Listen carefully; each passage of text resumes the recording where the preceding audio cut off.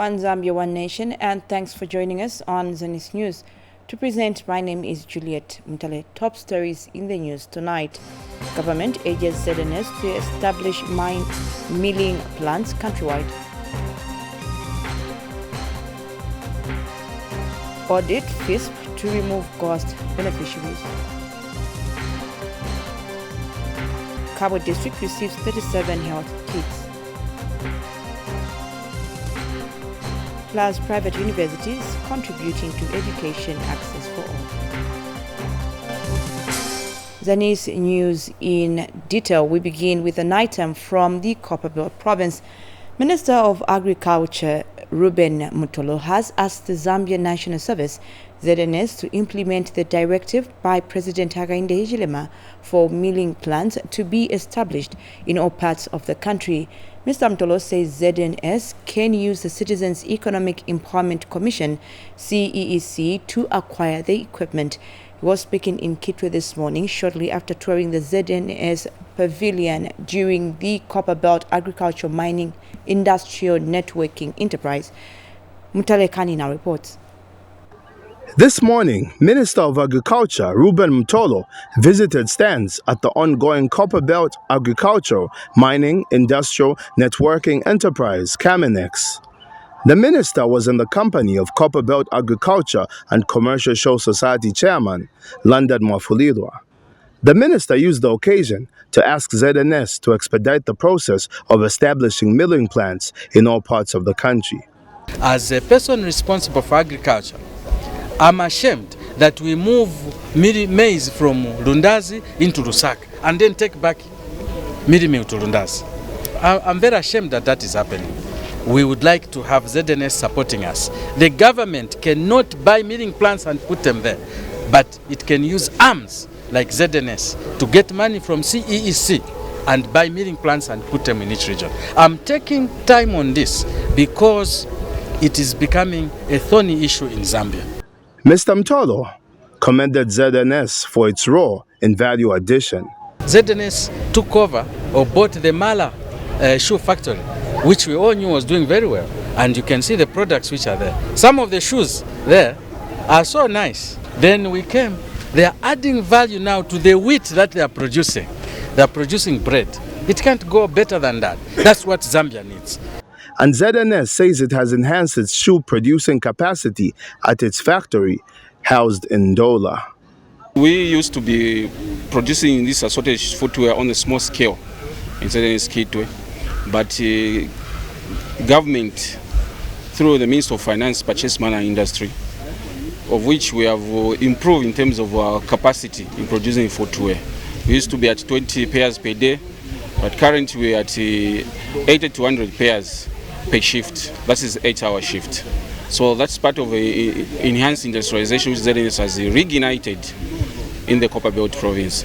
CAMINEX, which has officially been opened today, is being held under the theme Copperbelt, Reignite, Rebuild, Renew. Mtalakani for Zanis News in Kitwe, Copperbelt province.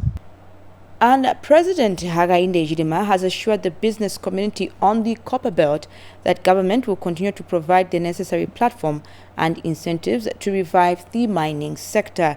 Mr. Hichilema notes that the mining sector is the second largest employer in the country, hence the need to continue harnessing it.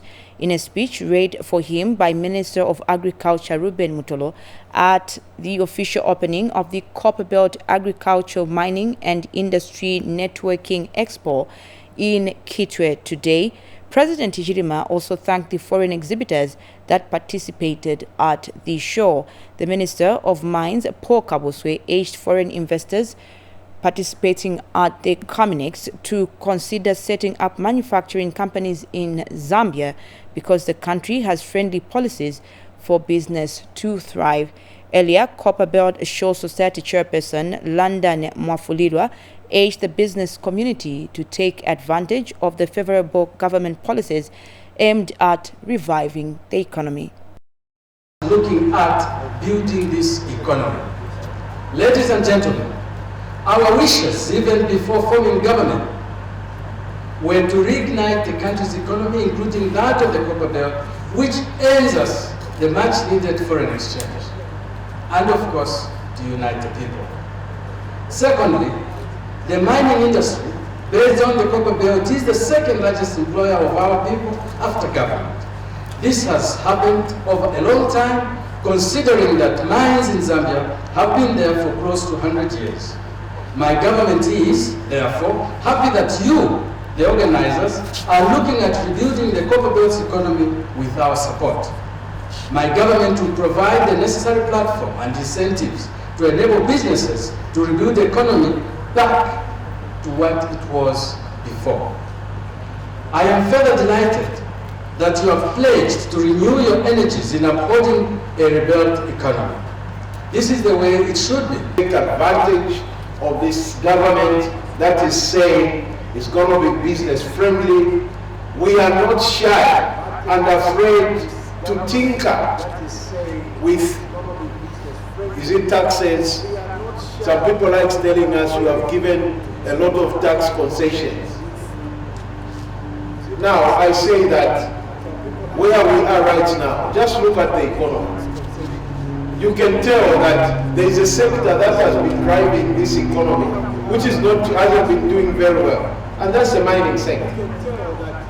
So you have to dissect it, operate it, open it, and say, why hasn't it been doing well? One of which is changing policies. You change tax regimes 15 times in 10 years. Who can invest in such? You choke the sector with taxes. That is not the way to benefit. Investments on the copper belt, we too on the ground must be ready to grab the opportunity to grow the economy and fully support our economy growth policies to the benefit of the country. Government policies create the space and opportunities for business to grow. But we on the ground, that is the private business, state-owned enterprises, must also be ready to grab these opportunities and grow the economy in order for all to benefit. And grow the economy in order for all to benefit. Meanwhile, the Ministry of Green Economy and Environment has embarked on a robust process of reviewing the legal framework, which includes, among others, policies, acts and strategies. Speaking at a media interaction in Lusaka, Minister of Green Economy and Environment, Collins Nzovu, explained that his ministry has forged ahead with bold legislative measures to combat climate change and safeguard the ecosystem. Mr. Nzovu noted that through comprehensive environmental protection laws and stringent emission regulations, a healthier environment for all will be created. He added that the ministry is also working to promote renewable energy sources, fostering innovation and investment in sustainable technologies. Mr. Nzovu explained that to strengthen sustainable forest management, the ministry has recognized 150 community groups countrywide who are managing 2.6 million hectares of forest using the forest management plans. And Mr. Nzovu revealed that 12 million kwacha has been set aside to enhance forestry protection and management. The minister attributed the progress made so far as guided by stakeholder consultations, collective action and commitment by Zambians as the country strives to reconcile economic progress with the requirements of sustainability.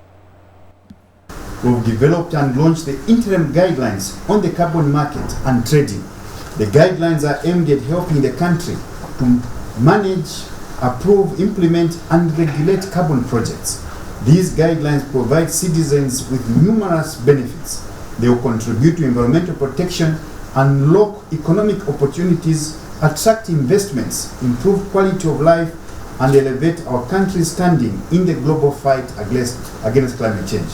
An effort to achieve the New Dawn government's aspiration of the green economy and sustainable development, my ministry has embarked on the robust process of reviewing various legal framework, which includes, among others, policies, acts, and strategies. We are looking at revising the National Policy on Environment of 2007, the Meteorological Policy of 2013, the Forest Act number 4 of 2015, and the National Policy on Climate Change of 2016.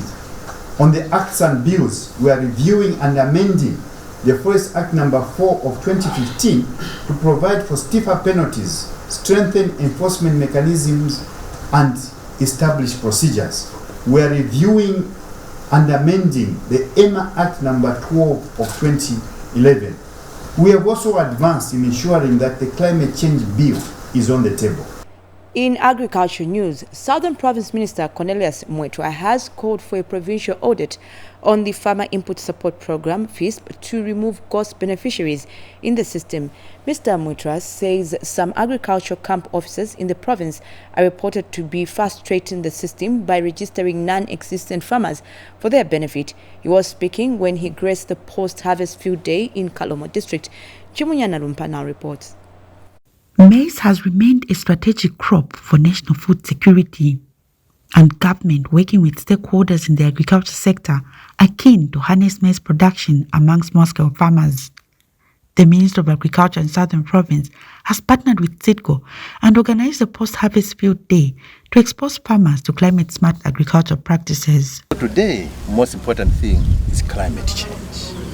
What kind of varieties can grow in Southern Province, in Eastern Province, or different provinces of this country? After many years of research and a lot of money invested with 657 and 555 for this part of Zambia.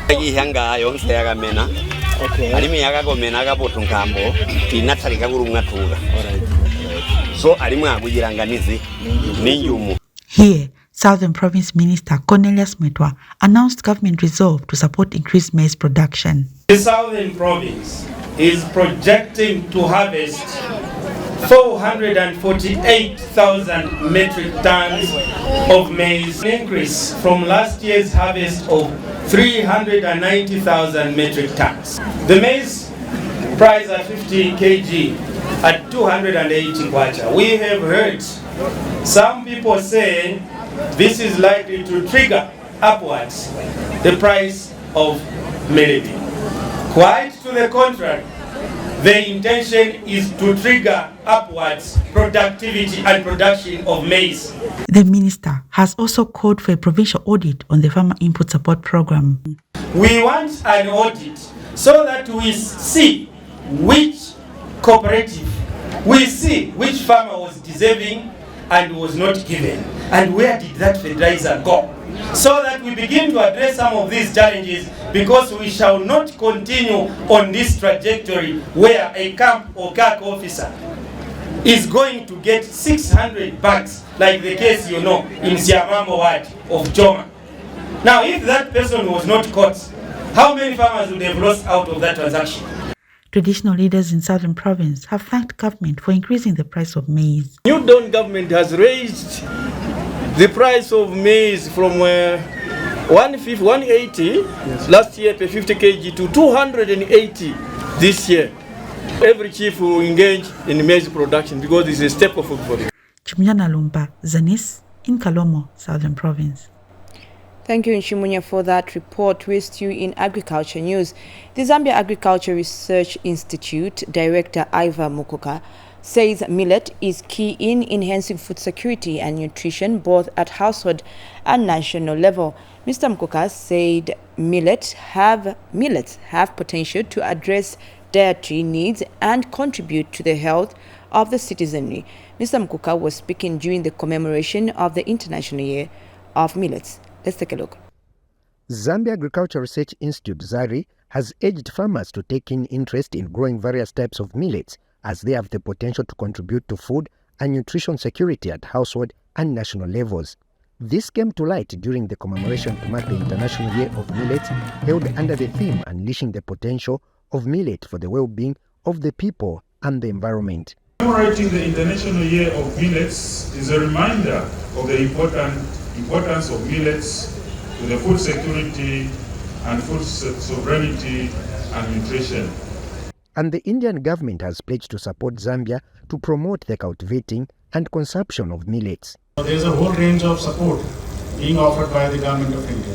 I hope that this institutional tie-up between our two countries would help to popularize millet and to harness its true potential in Zambia. Speaking at the same event, Community Technology Development Trust Program Manager called for increased investment so as to help small and medium businesses access finances for value addition. I'd like to see that we see more investment for small, medium enterprises like SHARs to have access to finance so that they can continue, adding value to the millets. The National Food and Nutrition Commission says there is need for civil society organizations to work more closely with the government in driving the demand for millets in the country. Discussions that are happening here can find themselves in the communities, with the farmers, with the consumers, so that we drive this demand for millet in the country. Millets hold immense potential to address various challenges and to contribute to food security and sustainable development. Meanwhile, ByZ founder expressed happiness with how the farming community is adding value to millets after touring stands exhibiting at the International Year of Millets commemorations. Us as ByZ, our role now here is now to qualify these products, find the market link, and so that whatever they produce is consumed by the local people themselves. For Zanis, I'm Lakson Makodza. We now move to Eastern Province. Provincial Deputy Permanent Secretary Beauty Piri has directed Chipata Central Constituency Development Fund CDF Committee to ensure desks are procured for Walela Primary School, where pupils are currently sitting on the floor. The school, which has over 3,000 pupils, is in need of 500 desks. Government, through the Ministry of Education, is working to ensure that no pupil sits on the floor by December 31st this year. However, the scenario at Walela Primary School is different, as pupils are sitting on the floor during lessons, while others are avoiding class due to lack of desks.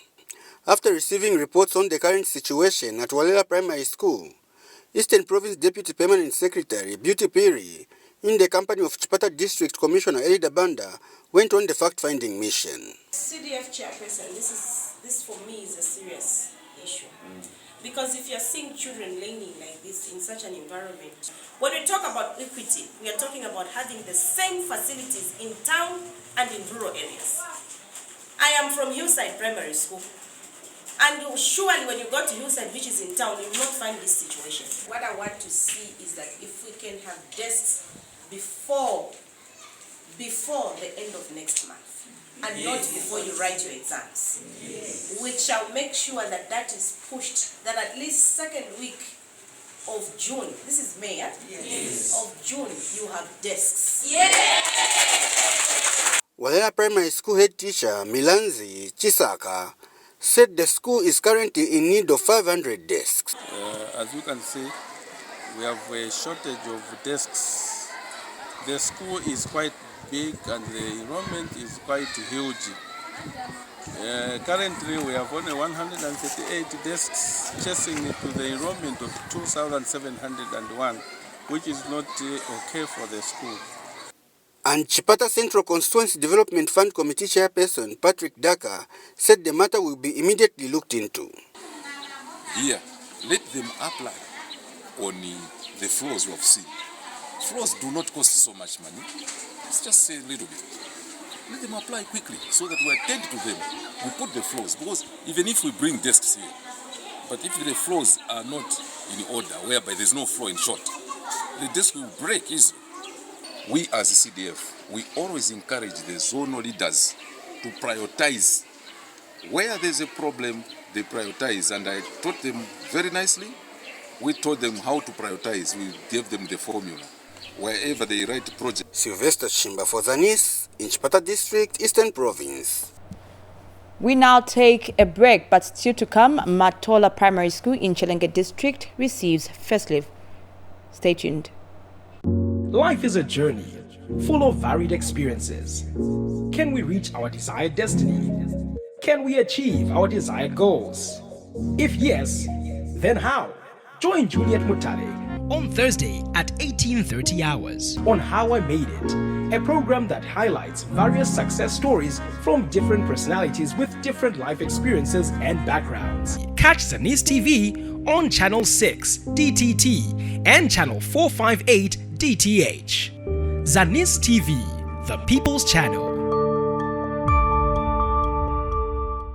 For news and current affairs, entertainment, sports, children's programs, and a host of other events in and beyond our borders, Zanis TV has you covered. On Channel 6 and Channel 458 on Topstar.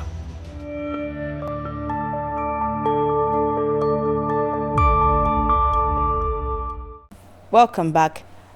Matola Primary School in Chilenge District has received a facelift. This follows government's injection of over 300,000 kwacha using the 2022 Constituency Development Fund CDF for renovations and replacement of a roof that was blown off.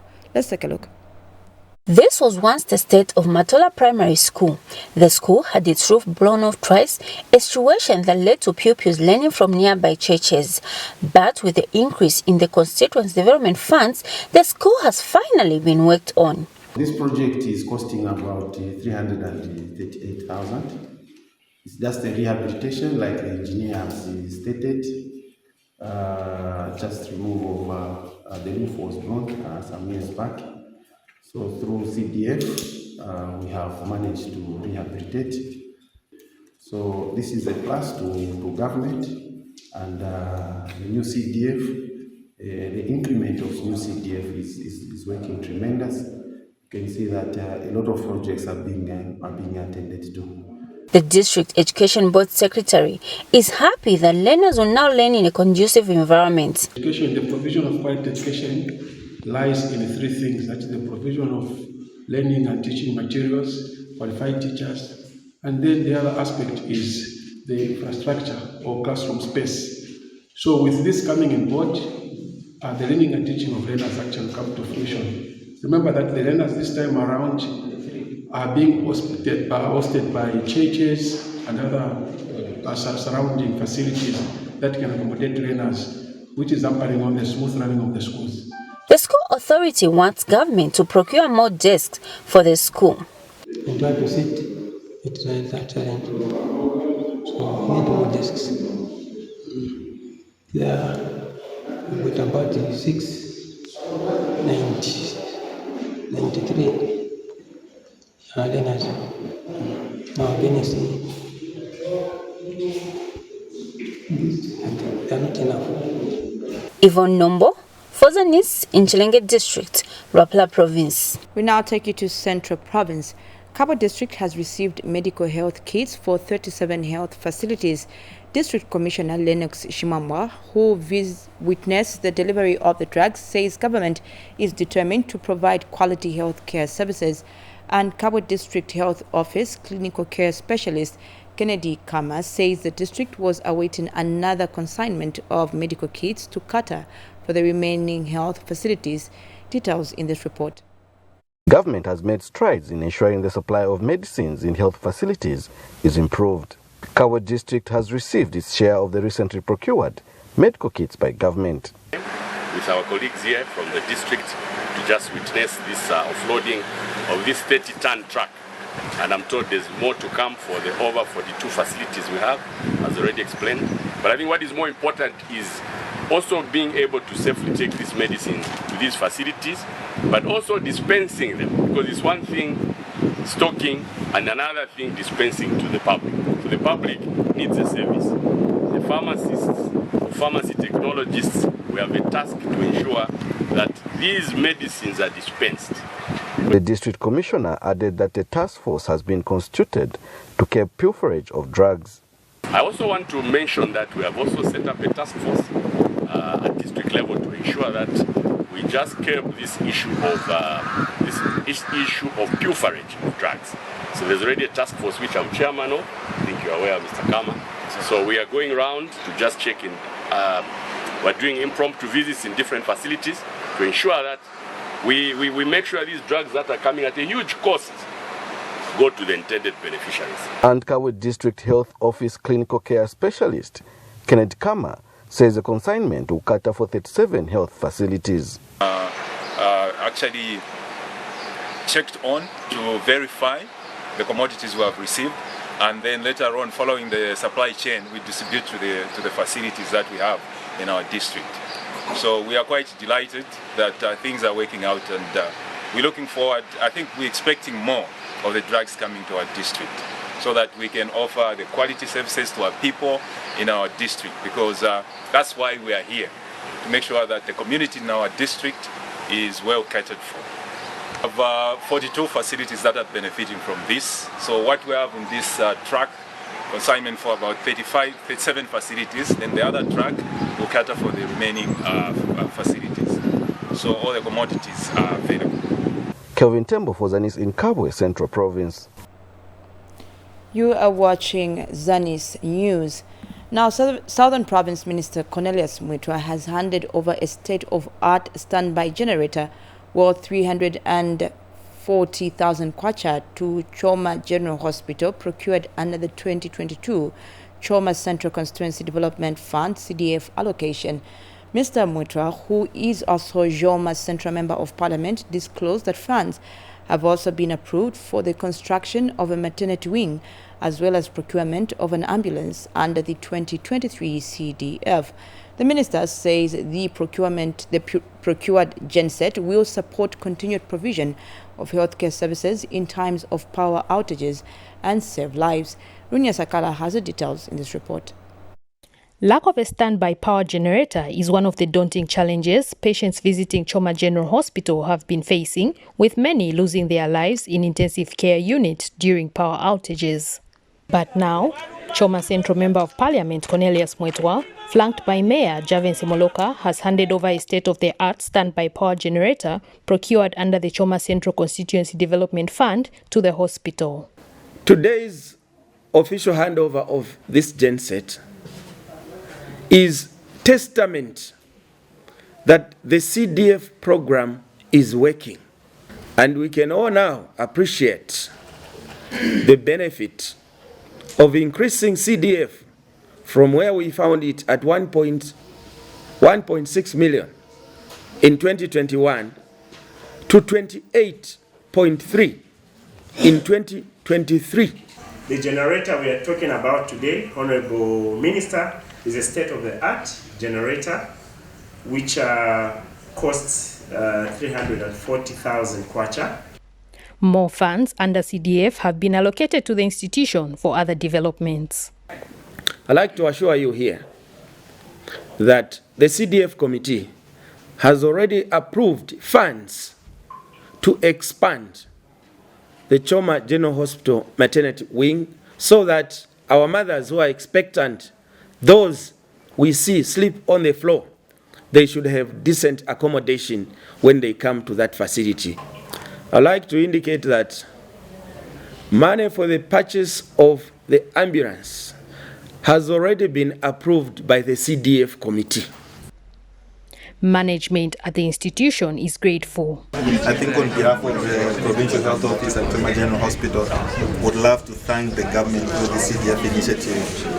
That now we have a power backup system which we've cried for a very long time as a hospital. We are so happy, and just to assure the government and the Honourable Minister that this facility you've given us will ensure that we safeguard it and we put it to very good use. And we look forward to more happy things happening under this leadership. The newly procured CDF monitoring vehicle, as well as a garbage collection truck, have also been commissioned in the constituency. Ronia Sakala, Zanis, in Choma, Southern Province.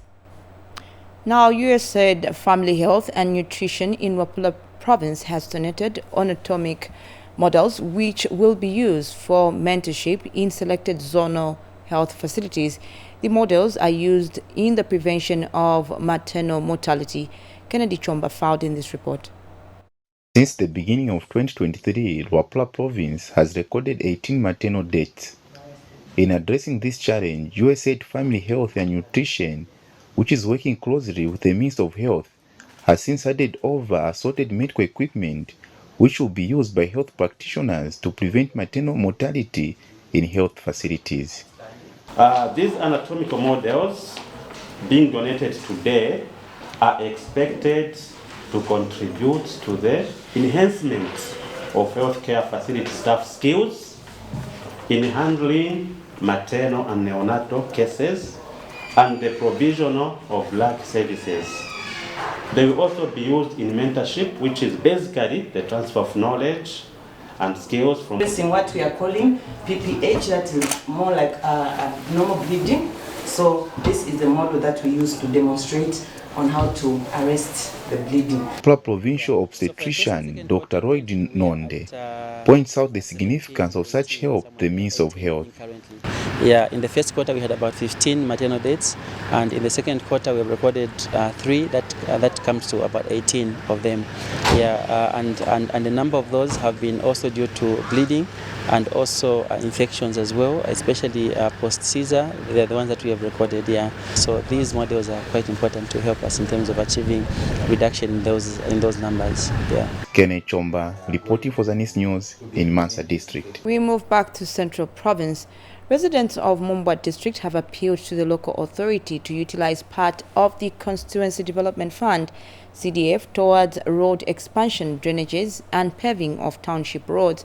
And Mumbwa Town Council Chairperson Charlie Masumo says the council is committed and has plans to expand the main road in the Central Business District as well as the upgrading of the drainages and pavings. Kruger Siankulu has more in this report. The streets of Mumbwa Town have become increasingly congested during this year's crop marketing season, causing frustrations among the residents. Given Mulowa, a local businessman, is particularly unhappy with the situation. These drivers should be taking their vehicles there and leave the tarmac alone. Then the congestion will be minimized, because as at now, like in a broad daylight, the government cannot cannot create a load or cannot make a tarmac within a day. So it needs control. We just need to control these guys, the guys that parks along the tarmac. Jimmy Hangoma says something needs to be done urgently to ensure the safety of the community. We still have some space of about maybe 10 meters and the other way 10 meters or maybe 5 meters, which means we still have an allowance to do the expansion of the road. There's CDF now. The council, if they don't have money, they can use CDF funds to do the project of the road development in town. However, Mumbwa Town Council recognizes the congestion problem and is committed to addressing it. As a council, we try to see how we can pave our township to that standard which actually can change the face of our township. We want to have the drainages in all our roads. We want to pave our township so that it becomes attractive to investors and the community at large. Mumbwa residents are optimistic that the expansion of the main road and paving of the sideways would not only be visibly appealing, but decongest the town. Kruger Siankulu, Zanis, Mumbwa. That last item concludes Zanis News, but before we go, a recap of the headlines. Government urges ZNS to establish milling plants countrywide. Audit FISP to remove ghost beneficiaries. Cabo District received 37 health kits. Plus, private universities contribute to education access for all. Thank you so much for staying with us. My name is Juliet Mutale. Now remember, we are one Zambia, one nation. On behalf of the Zanis production team, bye-bye.